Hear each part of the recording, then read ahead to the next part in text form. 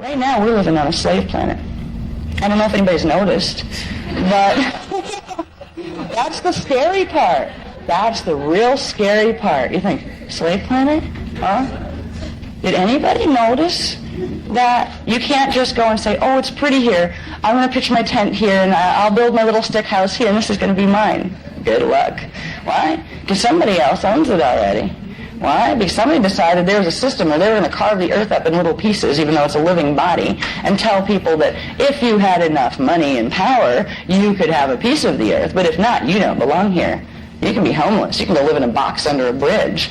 And if you bug us, then we'll put you in jail. We'll take your freedom. We'll take your power. This is a prison planet. There is something horribly, horribly wrong with the things we have been taught to look at as normal.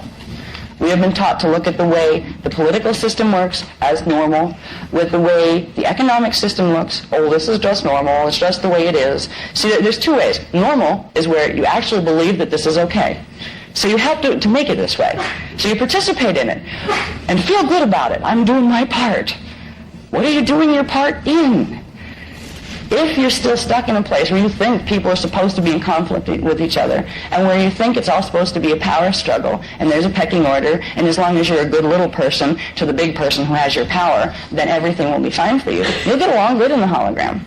Then there's we start to realize, oh my God, there's something wrong with this. So the big thing that helps you to realize this is when you can't make money. Let's say you're born into a family that isn't rich, they're not even comfortable. You know, maybe, let's say that your mom lived under a bridge in a box.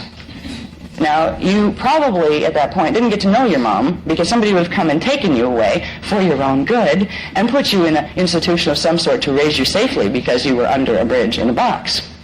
Now, you start out with a situation of apparent lack, seeming that you are lacking. You grow up with a sense of need, of really, really needing to fix it, because all the things that you would have liked to have felt as a little baby, the comfort, the safety, the being okay and being loved, weren't there, particularly once you started in the school experience, especially if somebody stuck you in the school with kids who had nice clothes and all you had were rags, or kids who had nice houses and you had to go home to a trailer. All of a sudden, you found that you weren't lovable, and it hurts. You weren't lovable because the people around you were taught to judge you on what you had rather than what you were. And indigos especially are extremely sensitive to this kind of thing. They feel that judgment even if the mental body can't see it. They feel it. They know, you're not loving me. You're not, indigos tend to come in with their hearts open. Yeah, we're all here and, we know each other and you don't remember me, do you? Oh, and it gets to be a very, very painful experience. We get to know lack, and then we get a drive to fix it.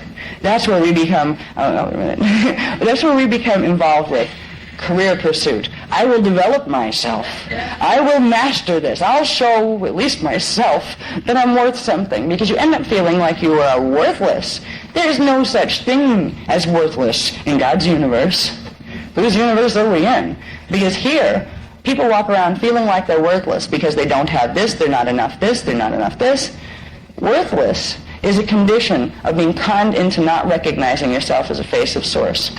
Our belief systems here, there's a very intimate, actually they've been sleeping together for many years, the religious doctrine establishments and the political establishments and the economic establishments. It's been like a flaming threesome for thousands of years here, and it's not been based on morality at all. They're co-conspiring with each other, and the sad part is, who's manifesting this hologram? Humans.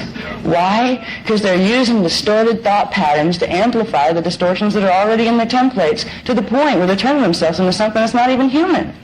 Humans have heart, they have emotional bodies, and they have compassion. That is the human imprint. We're losing those qualities because we have been literally raising ourselves on a hologram that was given to us by another race who has some real problems, and we have progressively allowed that to become the dominant force on our planet. We are living in a prison planet where we are the little manufacturing machines for the Anunnaki model.